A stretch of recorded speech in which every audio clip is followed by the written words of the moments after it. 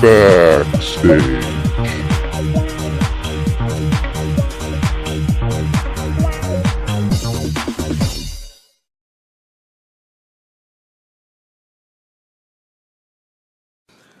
You know, I've even seen on some of these RPGs like Xbox, some of these games.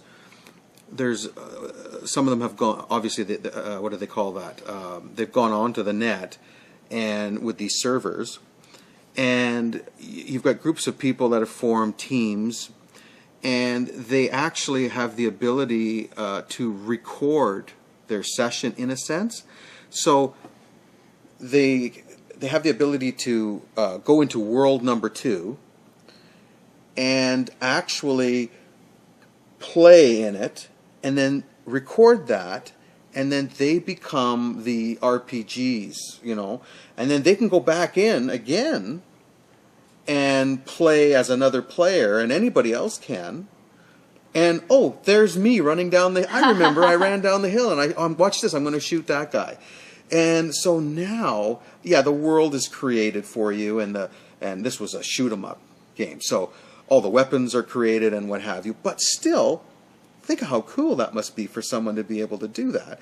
Get together with your buddies and make an episode, we'll call it, and record it, and then the whole world can come and play. So to take something like that and involve not only the fans, players, participants, but have even the creators and them interact, and the potential is mind-boggling. You see, game designers, I'm finding, have been doing this transmedia or this storytelling technique in a digital world very well for many years. Mm-hmm. They've actually become experts of understanding the difference between play and game, and how you can get your fans extremely excited about the process in between the two. So yes, definitely, anytime I am stumped on how I'm actually going to play out a narrative across a couple of different networks, the first people I go to are game designers because of their skill set in that realm. Yeah, they've already got their heads wrapped around it. That's their whole world, right? It's innate to them. They understand what fan play is about. They understand what it's like to be an individual excited about a story and wanting to take part in it. And filmmakers, I truly believe, especially the independent filmmakers, because we've opened up this world of digital, understanding just the simplest tools of how to use it effectively, having a very clear goal of how you would like to communicate. Mm-hmm. It allows, as filmmakers who already have the storytelling aspect down, the ability to boom out that creativity and do things in completely different, innovative, exciting ways for their fans. Right. And we're seeing it in your example. We're seeing it in a lot of the ARGs. We're seeing it in the way that broadcasters are using the second screen experience. Right. Well, I mean, there's an example. That's an iPhone. I mean, a whole other world there. You know, Xbox, and there's a whole other world there. And then just computer gaming, and then the social media, right? The Facebook, the Twitter, what was that other one?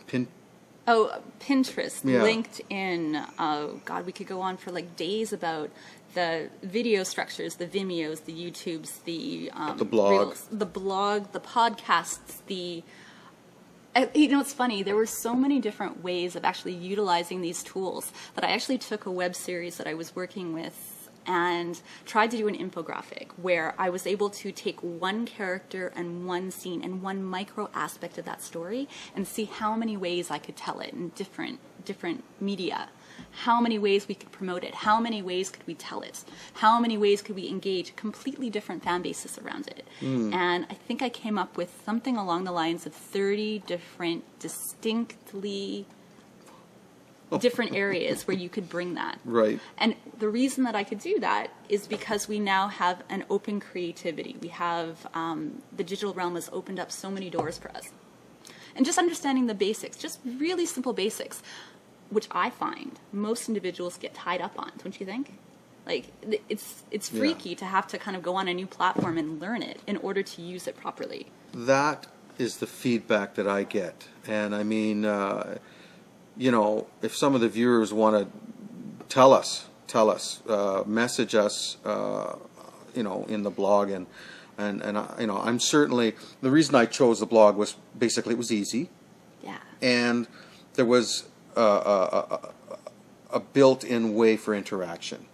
And being that we're new, we're not getting a lot of that right now. But I'm hoping that that will start to happen, and I encourage everybody to do that. We will interact with your messages. I will read them. So that's the beginning, right?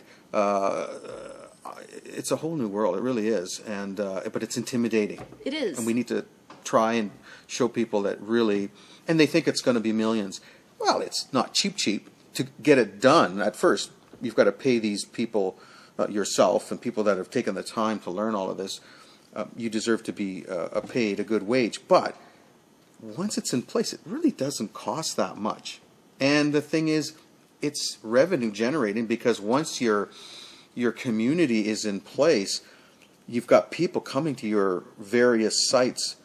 There's power in that. Now you've got fans that your next project, chances are they're going to be into that one too, and it's good for them, because then it's something that they're interested in. It's win-win for everyone. You have to build your fans in definitely at an early stage, and there's a couple of techniques and tactics that I use when I'm trying to build fan bases. And I know we've been talking for some time, and I have such passion and love for exactly what this podcast is doing for the entire industry as a whole, and I think we can all help each other. So I'd like to give you just one little tactic that I use when I'm building fan bases, because I know that most of us are looking for fans, right? One of the number one things I always try and do is find a specific place for my fans to talk to each other about the product itself. Okay. And give them very simple, very easy challenges or tools or things and ways, and teach them exactly how to interact. You start with very small tasks. Maybe it's trivia about the product, the production itself. Maybe it's write this caption on a Facebook post, something to kind of get them involved. And when then you find those super fans, the ones that you know are your evangelists, you treat them like gold. Find out exactly, using social media tools, what it is they're passionate about, and give them something that's meaningful to them. So that's going to be the tip or the tactic that I'm going to offer up for all of you out there who I love dearly, because you're independent filmmakers and creatives. There are people about using our little project here as an example. Sure. So what would be the first thing that comes to mind that we lack here in terms of promotion? You've seen the blog. We're new. We're just trying to do some good here. What would be the first little tidbit of advice you would give me to promote this? Okay, I would look immediately at the long scheme of where you want to go. So set yourself a deadline and say, on this date, I want this to occur. Be very specific with what your goal is.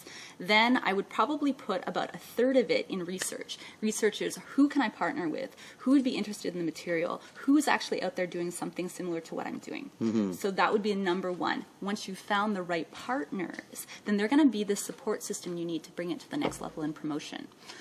Having a clear idea of how to promote and on what platforms that's going to be most effective, and not try and do too much. You can always blow it up and make it bigger, but it's way more difficult to start a lot and then kind of come back down. You want to be able to focus your fans in one spot. So that would be it. So now you're doing it. You've got some fans, you've got your super fans, you've got your evangelists, you've got your partners, you've got all of these support systems in place for yourself, and you're creating, which is the number one thing, amazing content. Right. Upping the content, upping the ante, and teasing out parts of it in different areas, whatever's most appropriate according to your research. Right. Then, once you've got this whole realm, this whole tribe of individuals here to support it, then you can blast it off in PR campaigns, stories that the community want to hear, whatever it is to make that next step for you. Well, and ideally with some interaction, right? So the people are telling us what they would like, type of thing, reacting to the content so that we can, kind of weed our way through it, right? I mean, I've got things that interest me, but in the end, we're trying to benefit the community as a whole. So you've got to be resilient, I think, right? Well, that comes partly in the research, and it comes partly in the actual initial promotions too. If your fans and your community isn't part of that, then you're just missing an opportunity to learn as much as you possibly can learn. And there's a lot of technical tools out there that make it really easy. May not be mainstream, they may not be ones that you know about, but consultants like myself, consultants like some of the other ones I've seen on this program, we spend 12 hours a day understanding what's happening in the trends in technology, understanding some of those cool little tools that are going to make our lives a lot easier. So to pay for a very short session, just a brainstorming session at whatever their rate is really beneficial to you in developing something that's going to work for you versus what may work for somebody else. You know, what I really like about this too is that you see a result right away. It's not like the old ways where you might go to an advertising company and spend thousands of dollars and put all sorts of advertisements up, but you never had that connection. You didn't know who was even going to see the sign or the advertisement or the blurb. And if it picked up, you didn't know what to associate it with exactly. Well, I spent $10,000 last year and we got another 5% business. Well, like that must have been it. So I'll put another $10,000 next year. This is different. This is different. Yeah. You put $1 in and you see a result immediately because you know, there's all the analytical tools and everything to tell you how many hits you're getting and from where and who and what, and you're seeing the messages online and there's the interaction. There's an immediate feedback.